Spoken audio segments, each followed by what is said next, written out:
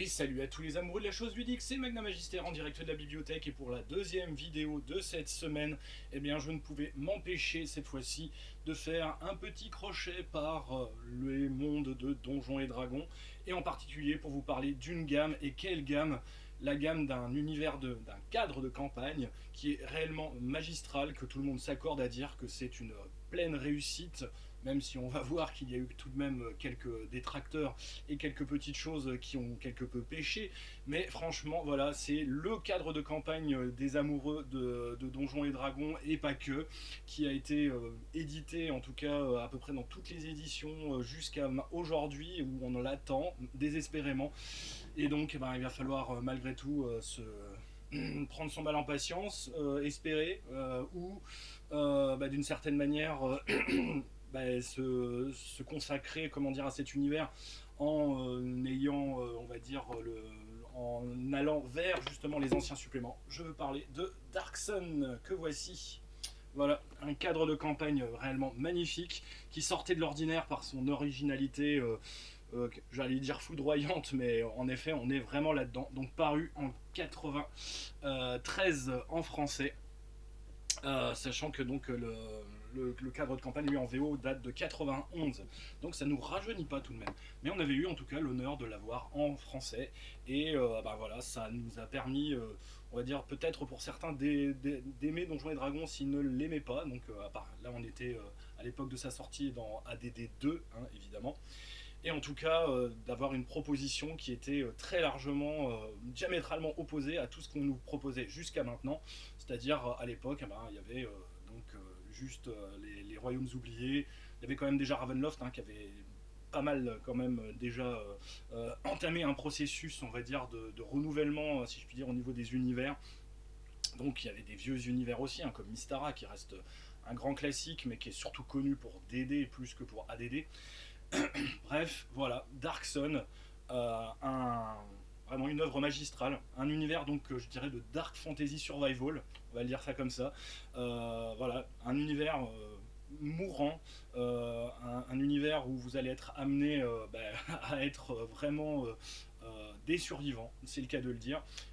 Souvent des esclaves au départ.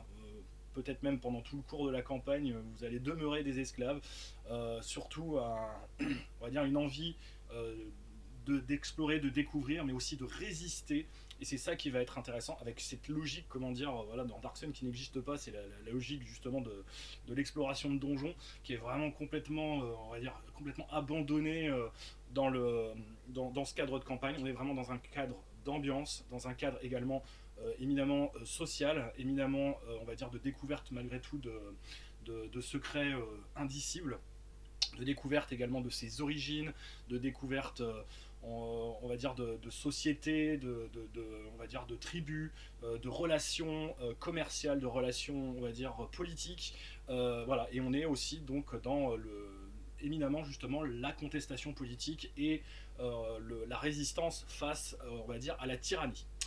Dark Sun, donc, autrefois était, donc c'est Atas, hein, c'est le nom évidemment du monde en question, était donc une planète verdoyante, donc qui était couverte d'océans. Dit-on que par la magie, je ne dévoilerai pas trop parce que je ne veux pas quand même trop dévoiler les secrets du monde, elle a été transformée, comment dire, en une vaste, une vaste planète verdoyante. Et évidemment, l'utilisation de la magie a mal tourné. Elle a été, on va dire, quelque peu outrancière. Et des mages donc, qui utilisaient justement l'énergie vitale de la planète l'a transformée petit à petit en désert. Et aujourd'hui, donc, ne reste plus que ce fameux désert. Donc, je vais vous montrer d'ailleurs à quoi ressemble, puisque donc, on joue dans la région de Tyr. Et quoi de mieux en plus que vous le montrer avec la fabuleuse carte en tissu de la boîte limitée collector de deuxième édition que voici, voilà, qui était donc imprimée tissu. Donc ça date tout de même pour cette deuxième édition de 95, voilà. Et donc je suis assez fier. En plus, c'était un de mes joueurs qui me l'avait offerte à l'époque, d'avoir cette fabuleuse carte d'Atas, donc qui montre un monde, on va dire, complètement ravagé, sec, aride, dans lequel les personnages vont devoir survivre. Donc Athas, aujourd'hui, bah voilà, il n'y a pas de dieu, donc les seuls prêtres, si je puis dire, qui existent, ce sont donc les Templars ou Archontes, qui vont obtenir leur pouvoir des rois sorciers. Donc évidemment la sorcellerie est prohibée, pas parce que on va dire elle détruit le monde, mais parce qu'elle est l'apanage justement des rois sorciers qui dirigent donc plusieurs cités-États avec donc leur myriade de serviteurs dévoués et d'esclaves qui vont donc bosser comme des forcenés jusqu'à la mort dans les champs. Le contexte décrit est vraiment épouvantable, hein, voilà, la chaleur écrasante, les effets justement de la chaleur, les effets on va dire du manque d'eau, etc. Tout est décrit comment dire avec un luxe de détails dans la boîte de base pour vous donner vraiment cette ambiance de survie, on va dire avec le plus de détails et de vraisemblance possible. On est vraiment, on va dire, pas dans la surenchère, mais dans voilà, un contexte qui nous montre que bah, voilà, si on signe, bah, on signe pour en chier. C'est le cas de le dire. Et on a vraiment affaire à une gamme, en tout cas, qui est prodigieusement on ne verra jamais ça, comment dire, en tout cas ailleurs. Et la première, et même alors, surtout la première édition, hein, qui est vraiment celle que les fans préfèrent. La deuxième édition, il y a un petit peu plus, on va dire, de détracteurs. On sait aussi que voilà, c'était un univers évolutif dans la mesure où en fait l'univers était évolué avec les suppléments mais aussi avec les romans. Alors les romans, il y en a eu pas mal qui ont été traduits en français. Je crois que c'était chez Fleuve Noir à l'époque, donc la traduction n'était pas de bonne qualité, il faut quand même le reconnaître, et de toute façon le texte d'origine lui non plus en anglais n'était pas vraiment terrible. Donc ça permet de se donner l'idée de comment le monde évolue, mais vous avez de toute façon un supplément qui résume en fait toute la chronologie et tout ce que les suppléments en fait vous donnent à travers que ce soit les campagnes ou les romans que je vous montrerai justement dans un instant. C'est donc Beyond the Prism Painted, voilà, que je n'ai pas comment dire, en version imprimée parce que les suppléments maintenant Dark Sun sont très très chers, donc je l'ai fait imprimer pour mon usage personnel pour pouvoir le lire de manière plus confortable. Voilà. Donc Dark Sun nous propose donc de jouer les races classiques d'ADD. Voilà. Des esclaves ou des hommes libres, quoi qu'il arrive, qui donc, en plus des races classiques, on va pouvoir jouer malgré tout donc des demi-géants, mais c'est très peu conseillé parce que donc ils ont déjà ils sont très forts, ils sont très cons aussi, faut quand même le reconnaître, et en plus ils changent d'alignement hein, tous les 4 matins, enfin tous les matins, donc ça peut devenir assez dangereux, comment dire, de côtoyer des demi-géants. Mais bon, voilà, ils sont très très prisés, on va dire, dans l'arène, puisque évidemment il y a aussi une autre classe intéressante jouable qui est la classe de gladiateur, qui lui concrètement c'est le gars, comment on pourrait dire, le gars qui sait manier toutes les armes et qui concrètement voilà, est très intéressant et qui fait justement l'objet d'un guide spécial pour la gamme qui est justement le guide complet, comment dire, le manuel complet du gladiateur. Je vous montrerai plus en détail dans un instant. De plus, comme la magie est moins, comment dire, représentée, donc on peut jouer deux types de magiciens. Qui souvent donc vont devoir cacher leur pouvoir parce que sinon ils risquent de terminer très très mal, de se faire purement et simplement égorger hein, ou utilisés évidemment par divers groupes de pression plus ou moins honnêtes. Bon, il y en a certains qui sont plus honnêtes que d'autres, mais bon, ça n'en reste pas moins qu'ils ont chacun leurs objectifs, et en tout cas s'ils sont alpagués par les rois sorciers, c'est fini pour eux, ça c'est clair. Donc ils ont deux voies à choisir, soit la voie donc du préservateur, donc ils vont utiliser une magie moins puissante pour préserver l'univers, pour préserver le monde du jeu. Sinon ils peuvent jouer donc des profanateurs, ils vont être beaucoup plus puissants, mais à chaque fois qu'ils vont lancer un sort, ils vont avoir un effet direct sur l'environnement, ils vont voir, comment dire, le désert qui avance, hein, comme dirait l'autre, c'est clair, c'est net. Donc comme je disais, pas de prêtre, par contre on peut jouer des druides, on peut jouer donc des prêtres, si je puis dire, des éléments, puisqu'ils vénèrent malgré tout donc les éléments naturels, donc l'air, l'eau, le feu, la terre. C'est très intéressant aussi de les jouer dans ce contexte-là, mais pas de divinité propre, mais juste donc des domaines élémentaires qui, on va dire, donnent lieu à des choses très intéressantes. Ma femme, par exemple, joue comment dire, un prêtre justement de l'eau qui est le plus prisé évidemment, vous le comprendrez, qui est toujours, comment dire, lui il est sûr de survivre, lui on lui touchera pas, on lui fera rien, même on va dire, mais bon, généralement c'est des gens plutôt honnêtes et droits, et même les ennemis, comment dire, quand ils le sauront, ils se diront ouais non, lui on lui fait pas de mal, on va le préserver parce que sinon voilà, c'est logique quelque part, hein. Dans une logique de survie évidemment, c'est l'opportunisme qui triomphe. et le pragmatisme surtout. Quoi d'autre? Évidemment, j'allais l'oublier, mais il y a également une classe très importante dans ce monde qui a été remise à l'honneur justement, c'est l'optionniste. Donc elle n'existait que, on va dire, comme une sorte de règle un peu... une classe un peu bâtarde déjà dans DD et après dans ADD. Et donc ils se sont dit bah tiens on va la remettre à l'honneur comment dire dans ce monde, et c'était complètement logique puisque la magie est complètement on va dire rare, très très rare et très destructrice pour l'environnement. Donc les gens ont fini par développer des capacités intrinsèques, des capacités internes, et donc tout le monde en fait commence quand il est comment dire dans Dark Sun, il commence en tant donc avec un pouvoir psionique mineur. Et on peut évidemment développer une classe de psionistes à part entière qui franchement est très très puissante. Je préfère le dire. Le psioniste dans Dark Sun, c'est loin d'être voilà. Le gladiateur déjà, alors, si vous faites, on va dire genre le demi-géant gladiateur, là déjà c'est la fête du slip en couleur. Mais voilà, le psioniste lui reste un individu extrêmement dangereux. Il faut pas le négliger. Et bon, voilà, il peut être un peu combattant. Assez efficace. De toute façon, dans Dark Sun, toute personne comment dire, qui porte n'importe quel objet pour taper sur le voisin est efficace. Hein. Je rappelle, il n'y a pas de métal. Donc la plupart des armes que les gens vont côtoyer sont en os, en obsidienne quand ils ont du bol. Et s'ils ont une arme évidemment en bronze ou on va dire en acier, alors là, ils sont les rois du pétrole. En fait, il y a juste à lui piquer son arme au gars. Et concrètement, vous pouvez vous acheter un domaine. C'est pas loin de la vérité. Voilà. Donc en tout cas, ça c'est voilà, pour l'optionniste en tout cas, méfiez-vous, ça reste, on va dire, quelque chose qui peut déstabiliser quelque peu votre campagne. Alors, les spécificités de Dark Sun aussi au niveau, comment dire, de la création de perso. Donc je vous disais, il y a les races classiques, mais donc on peut jouer le demi-géant, on peut jouer aussi un tricrine, donc qui est une sorte voilà, de menthe religieuse anthropomorphe.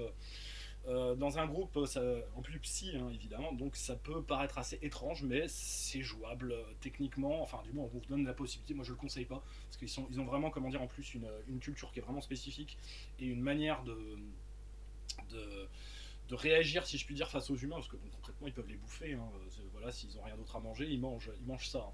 Hein. Voilà, donc dans un groupe, ça peut être quand même assez problématique déjà d'avoir un demi-géant ou un tricrine, voire même les deux. C'est le bon coup, comment dire, pour que votre groupe il explose, comment dire, radicalement et qu'ils finissent par se bouffer entre eux les deux, quoi, en clair. Parce que je rappelle que quand on n'a plus de ressources, qu'on n'a plus d'eau, qu'on n'a plus rien, c'est le copain, comment dire, qui va servir de ressource. Hein.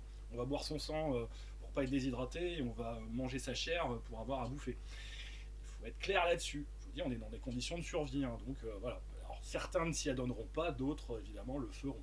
Voilà. Il y a également donc une race particulière qui est donc le mule, qui est un demi-nain. Voilà. Donc là c'est une race qui a été spécialement créée pour faire des bêtes de somme en quelque sorte, et je ne gâche pas mes mots en disant cela, ou des gladiateurs, parce que voilà, ils sont très forts, voilà, ils ont tout à fait le profil pour, on va dire, faire du labeur difficile et également pour aller se tataner dans l'arène. Et donc, j'oublie, oui, alors dans la deuxième édition, je viens de revoir, visiblement il y avait la possibilité donc, de jouer des Aarakocra, c'est-à-dire des anthropomorphes oiseaux qui existent évidemment dans l'univers également. Alors après, voilà, il y a certaines races également qu'il va peut-être falloir éviter, genre le Hobbit, parce que les Hobbits, les petites gens, si je puis dire, sont un peu particuliers dans l'univers de Dark Sun, parce qu'ils sont un peu tous cannibales. Hein, voilà. Donc voilà, ils ont gardé le côté cuisinier, mais ils cuisinent pas, comment dire, des produits, comment dire, de leur jardin. Ils cuisinent les gens qui chopent. Voilà. En plus, ils ont quand même une histoire assez particulière dans le monde de Dark Sun. Voilà, j'en dis pas plus, mais en dehors d'avoir la réputation d'être des cannibales qu'il vaut mieux éviter, qui vont être très hospitaliers hein, avec vous, jusqu'à ce que vous vous retrouviez, on va dire, égorgé et foutu dans la marmite. Donc voilà, je préfère vous le dire. Bon, pour les autres races, ça peut aller. Globalement, ça reste voilà, pour elfes, demi-elfes. Bon, les elfes sont tous vus, on va dire, comme des gens de peu de...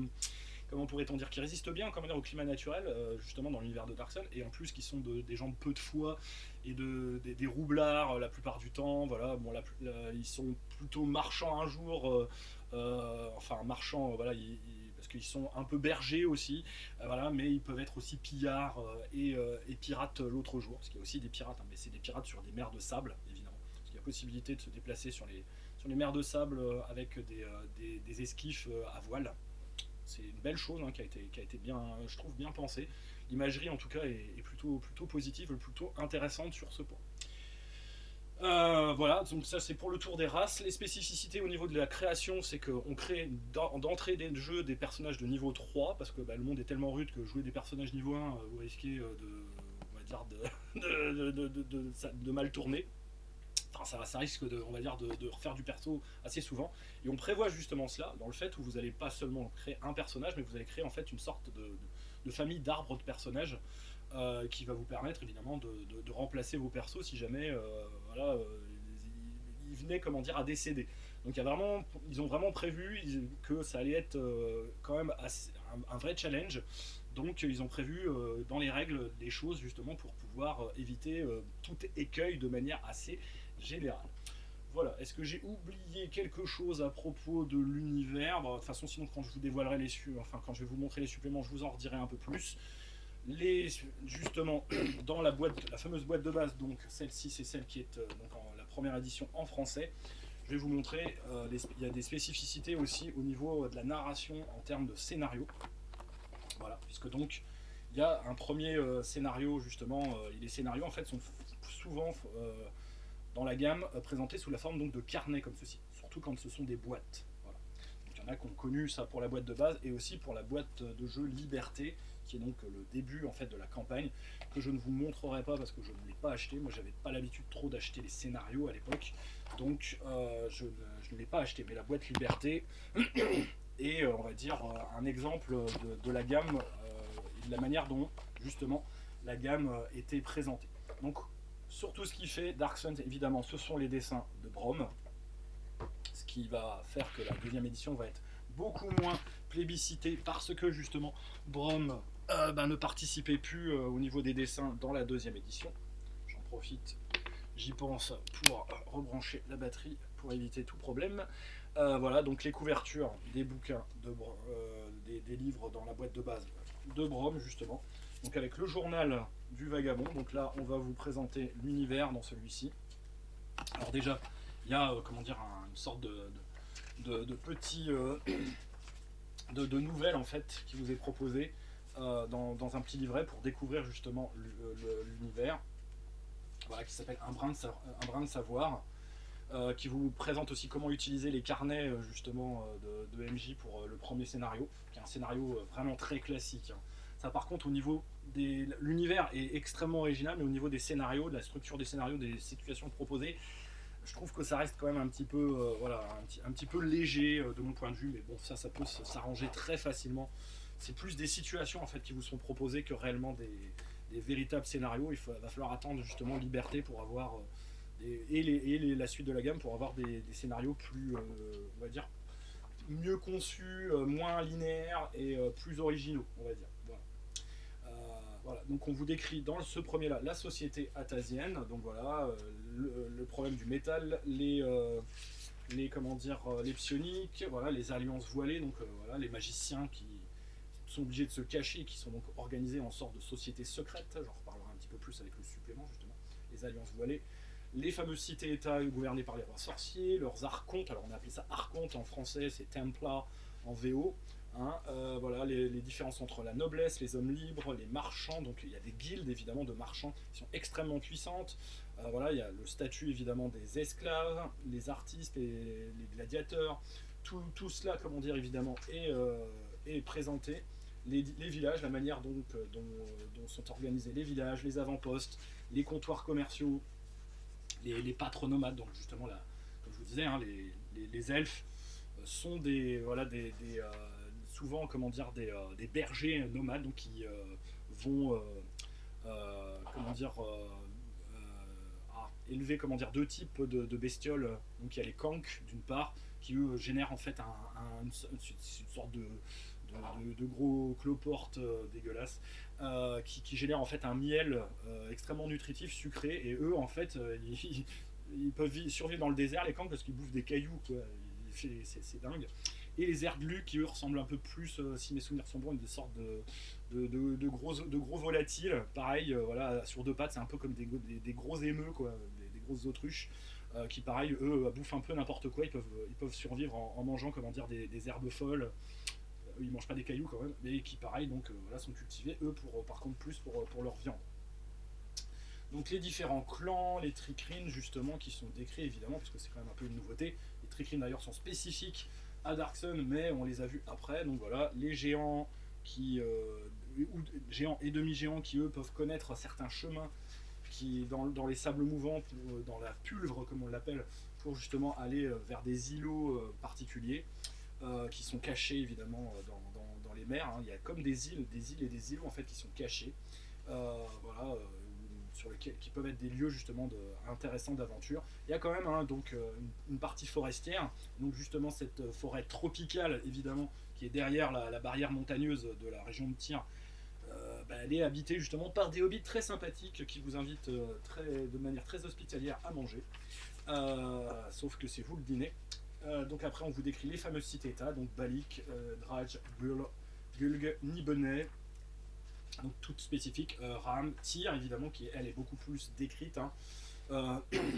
Les différents oasis, voilà, etc. Donc vraiment vous avez tout plus donc un bestiaire avec les animaux domestiques. Donc il y a vraiment des choses, comment dire, extrêmement spécifiques, comme par exemple aussi les dragons.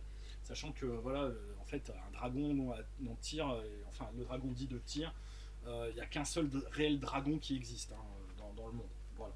Et bon, je ne dévoilerai pas évidemment le secret sur ce fameux dragon, mais sachez que voilà, il est suffisamment puissant pour être craint par tout le monde. Et en tout cas, voilà, dès qu'il passe, tout le monde trépasse.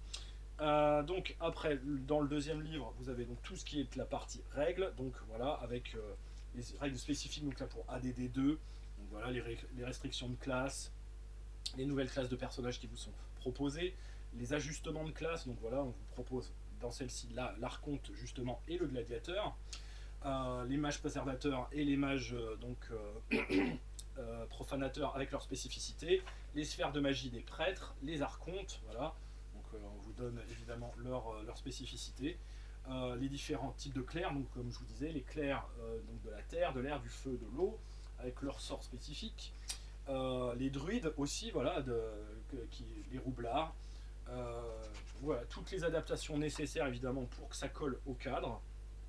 Le problème des alignements, vous comprendrez qu'ils sont assez souvent quand même chaotiques, pour ainsi dire, ou loyaux on va dire pour les archontes, mais bon voilà, pour ce qui est des alignements ça va être très par contre archétypal, c'est le cas de le dire. Les nouvelles compétences, voilà, donc les nouvelles compétences spécifiques au cadre, donc détection des psioniques, langage des signes, marchandage, protection contre la chaleur, trouver de l'eau, bureaucratie, dissimulation somatique, voilà, pour les prêtres, donc vous pouvez dissimuler en clair vos pouvoirs. Armes improvisées, optimisation de l'armure pour le combattant, et donc pour le magicien, dissimulation somatique également, voilà, qui est très utile. Alors, donc tout ce qui est donc problème d'argent évidemment, puisque la monnaie, comment dire, est en cérame, donc c'est de la monnaie en céramique. Les différentes armes, la magie, donc la manière dont ça, il y a un gros chapitre à ce propos. Les trésors en question, on peut pas y faire, hein. Les rencontres aussi avec des tables évidemment de rencontres aléatoires. Là cette fois-ci, c'est pas dans les donjons, c'est dans les différents milieux divers et variés. Le temps et le déplacement, les nouveaux sorts, voilà. Donc on a tout ce qu'il faut dans cette boîte. Cette boîte elle est vraiment bien si vous avez envie de vous mettre, comment dire, dans l'univers de Dark Sun.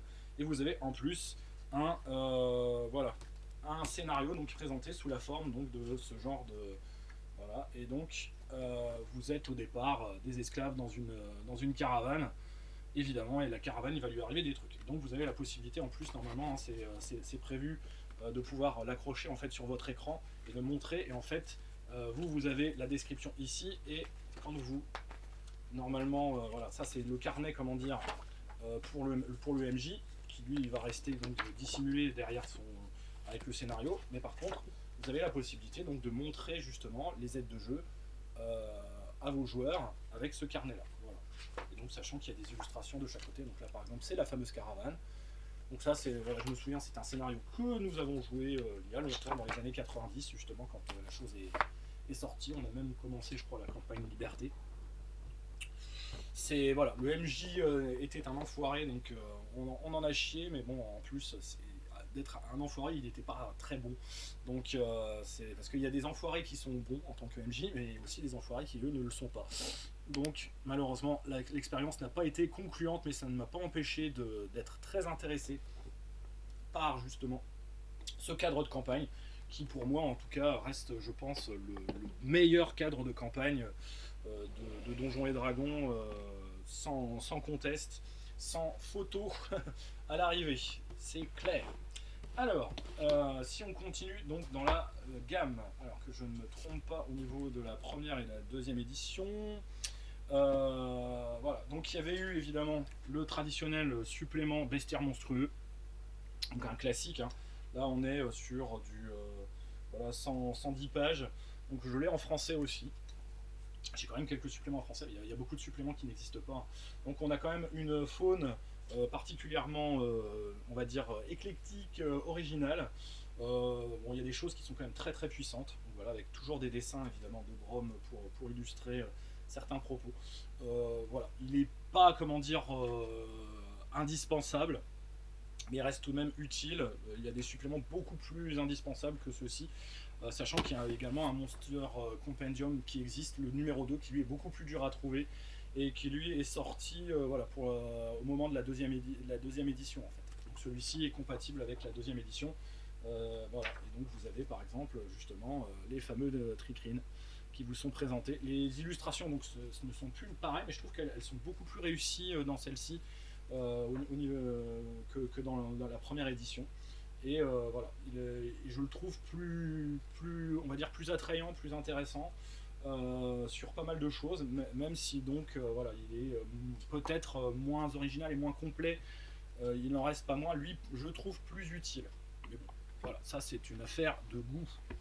Et comme je vous dis, celui-là, c'est pour la deuxième édition. Donc, vous aurez besoin, évidemment, si vous jouez à Dark Sun, obligatoirement du manuel du psionique, parce que bah, comme tout le monde a des pouvoirs psy, eh ben, va falloir, on va dire, avoir les règles, surtout la description en fait des pouvoirs psy qui sont à l'intérieur, avec donc en plus la classe complète du psioniste que vous pourrez utiliser justement pour votre cadre de campagne de Dark Sun. Donc celui-là, je l'ai en français aussi, 130 pages, et donc le manuel complet du psioniste, il est paru, comment dire, c'était en quelle année celui-là bah, je vais regarder, la date doit être marquée, 93 en VF visiblement.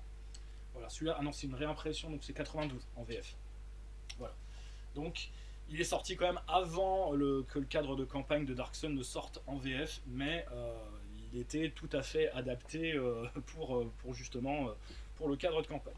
Donc un autre, celui-ci, je ne me souviens plus s'il est sorti en français, je crois que oui, hein. Mais moi je l'ai acheté en anglais parce que j'ai eu l'occasion de le faire. Voilà, donc 130 pages, le manuel complet du gladiateur, donc là c'est si vous voulez vraiment à fond jouer dans l'aspect gladiateur de votre campagne. Alors il est utile en termes surtout d'information sur les arènes, sur voilà, le milieu des gladiateurs, etc. Voilà, vous avez des plans d'arène par exemple. En termes de règles de jeu, par contre, voilà, ce qui est présenté dans les livres de base est très largement suffisant en fait, je trouve, moi. Bon, après c'est mon avis. Mais bon, si vraiment vous voulez fignoler, que si vous avez vraiment un joueur qui veut vraiment optimiser à fond, de toute façon, ça n'empêchera pas de mourir, hein. Le gladiateur est fort, mais le monde est plus fort que lui.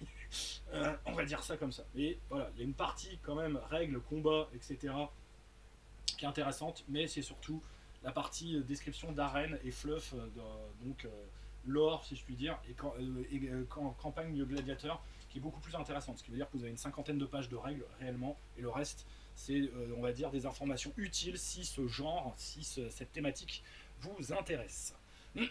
Alors après, on va passer au supplément justement en anglais-français, qui est sur plus, on va dire, le contexte.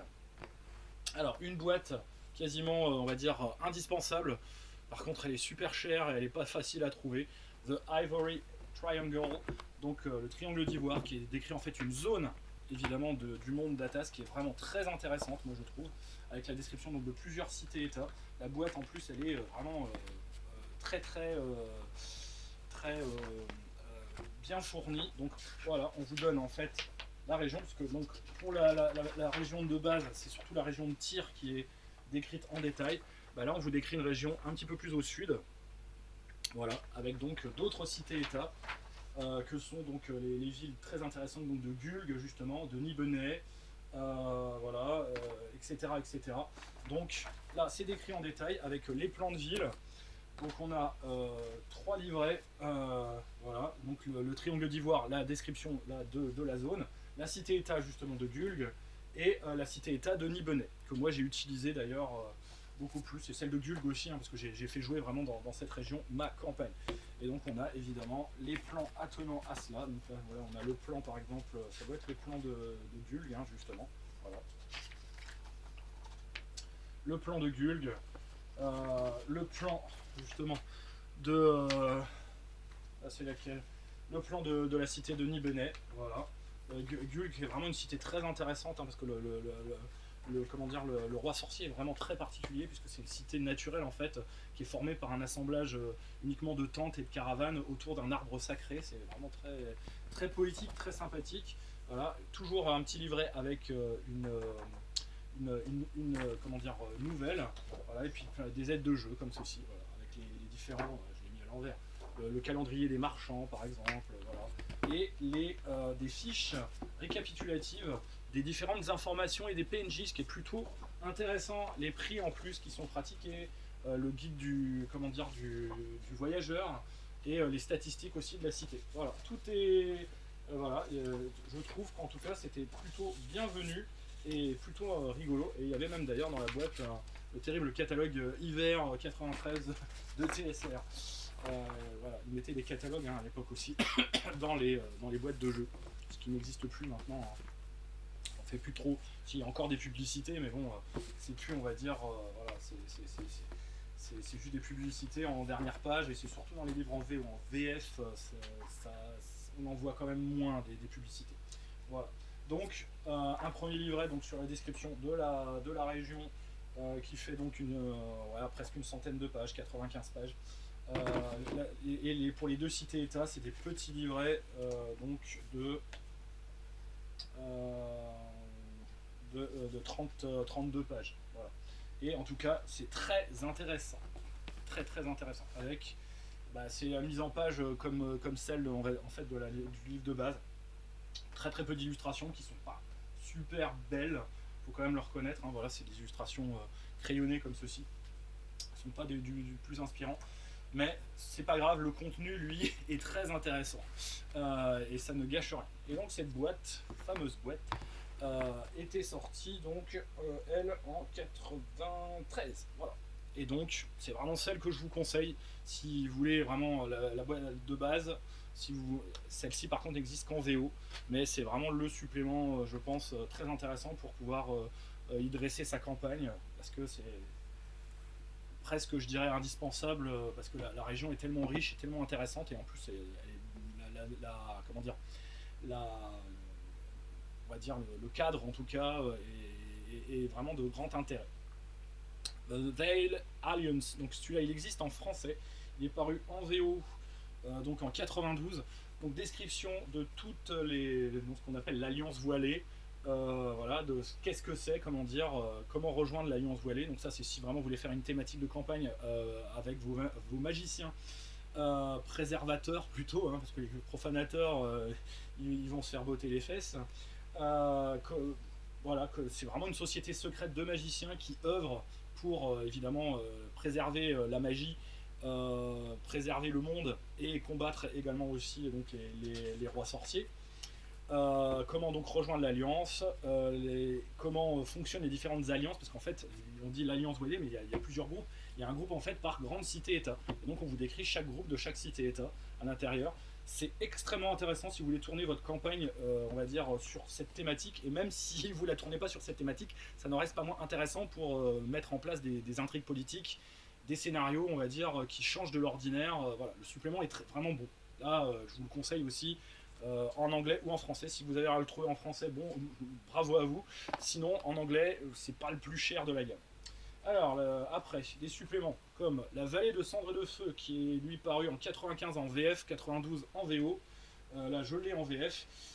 Pas utile pour dessous. Donc là, on a la vision justement du dragon de Darksun. Le dragon, il n'y en a qu'un seul, hein, c'est celui-là. Donc il est en photo, voilà, sur la couverture. Donc là, c'est si vraiment vous voulez faire une campagne de très très haut niveau, de les amener vraiment au-delà, comment dire, de la région de tir et leur faire découvrir vraiment les secrets du monde. Mais il faut vraiment que les personnages soient blindés, quoi. Parce que c'est vraiment vraiment très très dangereux. Ça vous permet d'en savoir plus sur le monde justement de Darksun, mais je pense pas que voilà, ce soit. Moi, c'est pas en tout cas dans cette ambiance-là de Darksun que j'ai envie de jouer, c'est évident.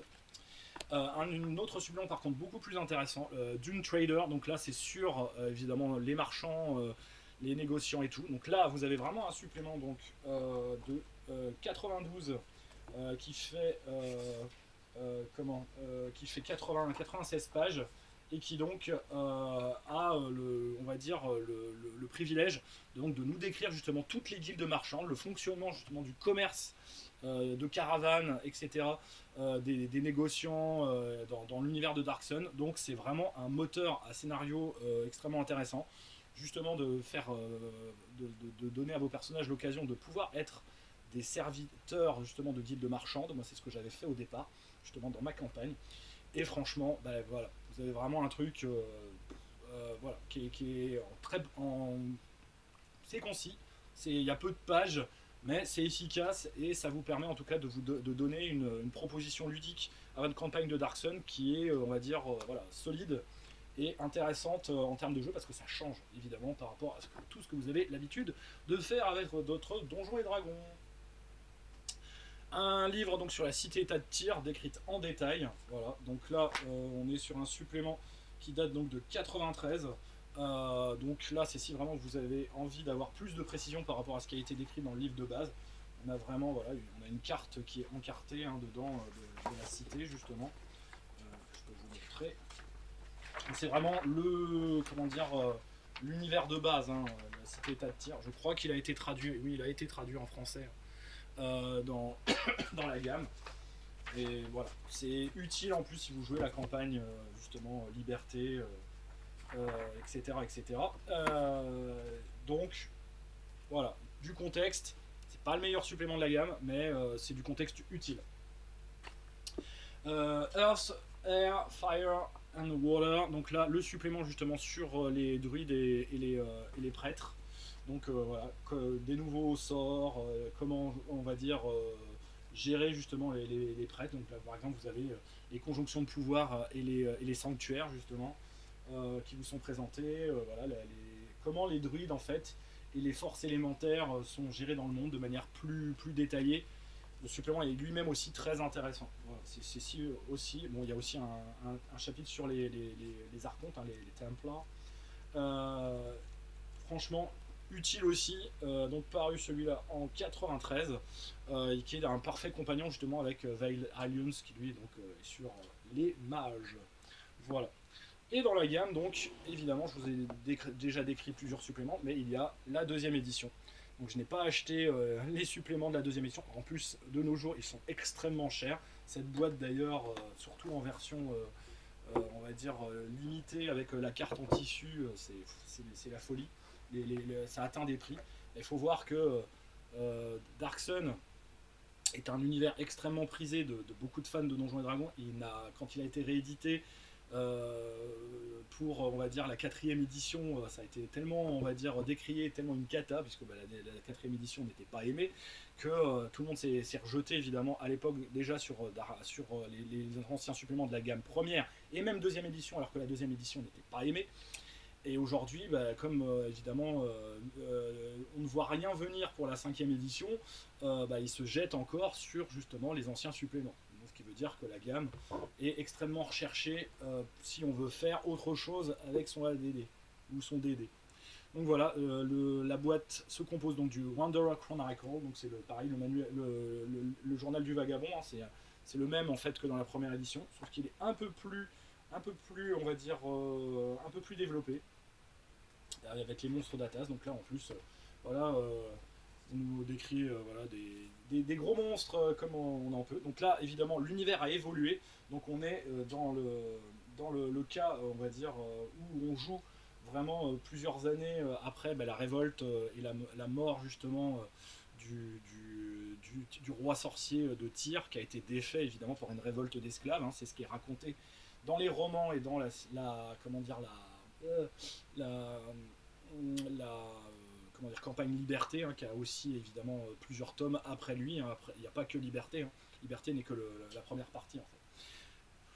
Où donc d'ailleurs je le dis, Liberté est décrié déjà par rapport à sa forme, hein, comme je vous dis, c'est sous la forme de carnet, donc tout le monde n'aime pas forcément, et aussi parce que les personnages en fait ne sont que d'une certaine manière au second plan par rapport aux personnages des romans. C'est ça qui a fait que les gens n'ont pas trop apprécié, voilà. Mais je pense qu'avec un MJ plutôt malin, ça peut très largement se corriger et faire quand même malgré tout une campagne intéressante où les joueurs auront un véritable impact en dehors, on va dire, des personnages des romans qui, eux, sont, on va dire, sur un rail pour faire ce qu'ils ont à faire et qui doivent, voilà, quitte à changer carrément ce qui est prévu dans les romans, et faire en sorte que ce soit les joueurs qui deviennent les personnages de premier plan. Ça, vous avez le droit, hein, c'est votre jeu. Hein. Après tout, c'est votre campagne. Donc, c'est décrit de manière, on va dire, assez dense hein, dans cette version-là, mais voilà, elle est moins agréable. Les illustrations sont pas extraordinaire, mais mieux quand même que dans la première édition pour ce qui est des illustrations intérieures. J'adhère pas du tout, par contre, au style des couvertures. Là, par contre, je trouve ça vraiment pas joli. Vraiment, ça rend. On est dans l'ambiance, hein, mais on n'est pas du tout dedans. On n'est pas charmé comme dans cette première édition où vraiment Brom avait fait purement et simplement un travail énorme en termes d'identification, de matérialisation, si je puis dire, de l'imaginaire de Dark Sun. Donc, The Age of Heroes, donc les règles, évidemment. Donc, c'est le fameux manuel de règles. C'est à peu près le même, donc en développer un petit peu plus pour donc jouer spécifiquement les personnages de Dark Sun, comme je vous ai décrit dans la première édition. Un petit peu plus développé et revu et corrigé, évidemment. Un petit livret en plus, donc Mystery of the Ancient, qui est donc un scénario, voilà, scénario qui est quand même, je pense, meilleur que le scénario proposé dans la première édition, avec voilà, une pochette justement avec les aides de jeu justement du scénario. Voilà, donc ça permet d'avoir peut-être une meilleure quand même approche du jeu si vous voulez le tester. Un petit manuel d'Epsionic qui nous est également proposé dans cette boîte. Cette boîte elle est vraiment très très remplie, hein. Même si le design on peut dire que voilà on n'adhère pas, comme pour ce qui est de moi. Voilà, vous avez quand même tout ce qu'il faut de base pour justement voilà, jouer un psioniste qui était, et ça c'était prévu dans la deuxième édition de Dark Sun, là où ça ne l'était pas comment dire dans la première, il fallait acheter le manuel d'Epsionic comme je vous l'ai dit. Et il y a un écran écran spécifique à Dark Sun qui n'est pas terrible. Voilà. Il est vraiment pas beau.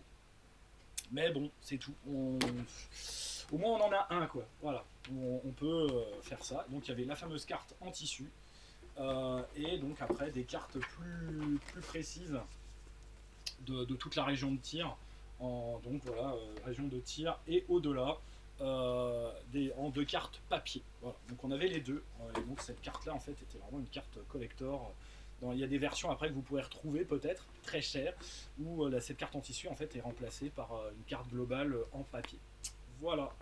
Donc ça c'était pour la gamme Dark Sun. Donc comme je vous avais dit, il y a également plein d'autres suppléments hein, qui sont sortis, des suppléments scénarios en particulier. Je les ai pas achetés puisque moi je fais toujours mes scénars moi-même, c'est beaucoup plus intéressant. Et alors oui, ça c'est ma pochette Dark Sun. J'allais ouvrir ma pochette Dark Sun, mais ça je vous en parlerai dans le scénario express de la semaine. Et donc comme je vous disais, il y avait un supplément, donc Beyond the Prism Painted, que j'ai d'ailleurs pochetté, où donc c'est un supplément d'une trentaine de pages qui vaut une fortune, parce que tous les suppléments Dark Sun sont très très recherchés, où donc on vous décrit purement et simplement la chronologie, comme vous pouvez le voir, des romans, avec donc les différents héros, les statistiques justement des héros des romans, et on vous dit qu'est-ce qui s'est passé donc entre les deux éditions, puisqu'il se passe 10 ans, ouais c'est 10 ans, une dizaine, enfin un petit peu plus d'une dizaine d'années, mais bon globalement c'est à peu près ça, et tout ce qui a changé. Donc ce supplément-là est quand même intéressant à voir juste si vous ne voulez pas vous taper tous les romans parce qu'ils ne sont pas d'une extrême qualité. Mais voilà, Beyond the Prism Painted, c'est en quelque sorte le supplément de transition entre la première et la deuxième édition de Dark Sun. Voilà. Donc je crois que j'ai fait à peu près le tour. Je crois n'avoir rien oublié ou pas trop, on va dire, dévoilé de choses, on va dire, critiques, si vraiment vous voulez vous mettre à Dark Sun. J'espère en tout cas que voilà, ça vous aura plu, que cette gamme, cet univers vous rappellera peut-être de très très bons souvenirs, ou peut-être que c'est même pas des souvenirs, parce que vous jouez peut-être encore à Dark Sun avec le système de votre choix, hein, que ce soit ADD 2 ou DD3, DD4 même, pourquoi pas, hein, je ne juge pas. Même DD5, vous l'avez peut-être adapté, ou vous jouez, on va dire, avec un autre système, un complet système de jeu différent. En tout cas, voilà, je voulais vous présenter cette gamme, ce cadre de campagne qui est vraiment fabuleux, que je ne vous conseillerais jamais assez. De toute façon, je pense être assez unanime et je ne ferai que l'unanimité. Voilà, tout le monde, de près ou de loin, à qui j'en ai parlé, aime Dark Sun, ou même s'il ne l'aime pas, a un profond respect pour ce cadre de campagne qui était vraiment dépaysant, c'est le cas de le dire, à l'époque, et qui a proposé vraiment autre chose que de faire du donjon voilà, classique, que de faire du porte-monstre trésor, et de proposer vraiment une toute autre, on va dire, un tout autre cadre ludique de donc Dark Fantasy Survival, qui n'était pas du tout, on va dire, l'apanage d'ADD, en tout cas au départ. Voilà. Donc c'était Magna Magister. N'oubliez pas de mettre un petit pouce pour m'encourager, de vous abonner si ce n'est fait. Si vous découvrez la chaîne, allez voir les autres vidéos, il y en a plein d'autres, hein, j'en suis à voilà, plus d'une centaine de vidéos sur énormément de sujets, vous devriez pouvoir trouver largement votre bonheur. Je vous retrouve en live aussi pour discuter évidemment de choses et d'autres, pour montrer les petites nouveautés qui arrivent dans la collection et qui vont justement vous intéresser par rapport voilà, aux sorties boutiques ou voilà, aux vieilles choses que j'arrive à récupérer à ça et là. Donc voilà, n'hésitez pas, venez parler, venez échanger, et surtout jouez bien et jouez au jeu qui vous plaît avec les gens qui vous plaisent et qui vous respectent, et qui respectent évidemment aussi votre travail en tant que MJ. Mais vous, en tant que MJ, évidemment, vous avez tout autant à respecter vos joueurs et à leur donner le meilleur de vous-même, le meilleur divertissement, et leur faire vivre une véritable aventure. C'était Magna Magister, à bientôt pour de nouvelles aventures justement. Salut!